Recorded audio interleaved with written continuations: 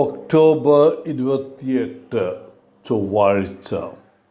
ലൂക്ക 6:12 മുതൽ 19 വരെ വാക്യങ്ങൾ. ഇന്ന് നമ്മുടെ കർത്താവ് തിരഞ്ഞെടുത്ത 12 അപ്പോസ്തലന്മാരിൽ 2 പേരായ വിശുദ്ധരായ ശിമയോൻ്റെയും യൂദയായുടെയും തിരുനാൾ സഭ ആചരിക്കുന്നു.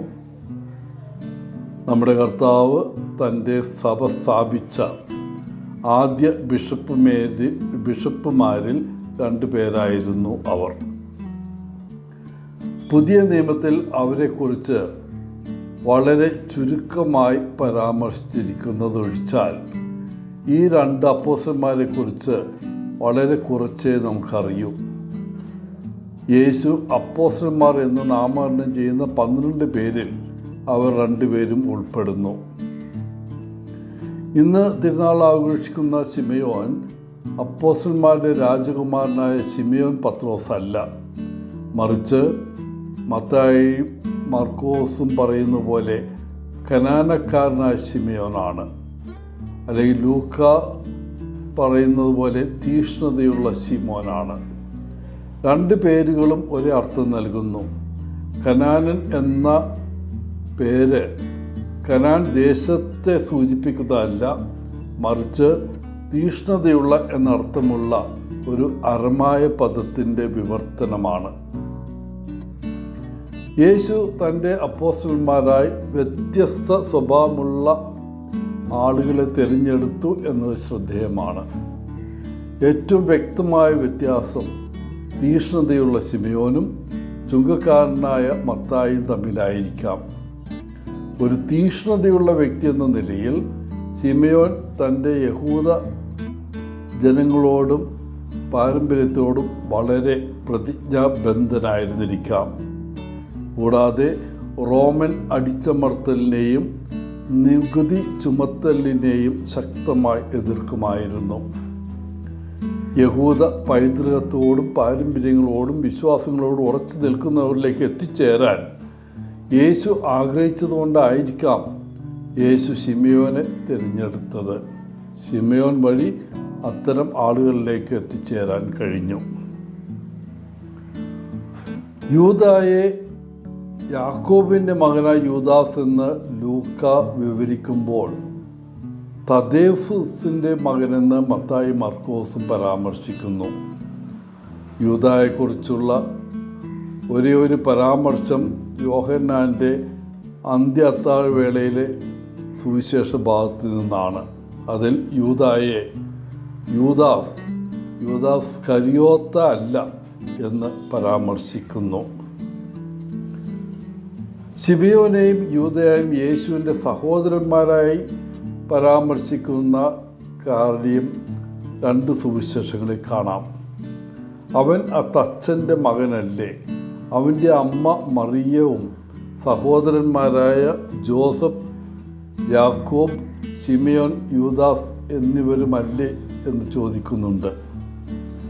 എന്നാൽ ഇന്ന് പല പണ്ഡിതന്മാരും അഭിപ്രായപ്പെടുന്നത് ഈ 2 പേരും അപ്പോസ്തലന്മാരല്ലെന്നും യേശുവിൻ്റെ കസിൻ ബ്രദേഴ്സാണെന്നും വിശ്വസിക്കുന്നു. അക്കാലത്ത് ഒരാളുടെ ബന്ധുവിനെ സഹോദരൻ അല്ലെങ്കിൽ സഹോദരി എന്ന് വിളിക്കുന്നത് പതിവായിരുന്നു. യേശുവിൻ്റെ സഹോദരനായി അറിയപ്പെടുന്ന യൂദാസ് ആയിരിക്കണം പുതിയ നിയമത്തിലെ യൂദാ എഴുതിയ ലേഖനത്തിൻ്റെ രചയിതാവ്, അല്ലാതെ അപ്പോസ്തലനായ യൂദാ ആയിരിക്കാൻ സാധ്യതയില്ല.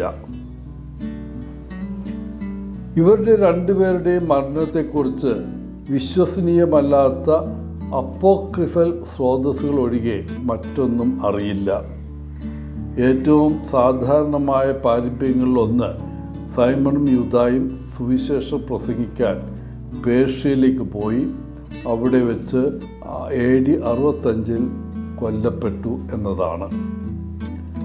പരമ്പരാഗതമായി സൈമൺ അർക്കവാളിനാൽ പകുതിയായി വെട്ടിമുറിക്കപ്പെട്ടു എന്ന് വിശ്വസിക്കപ്പെടുന്നു.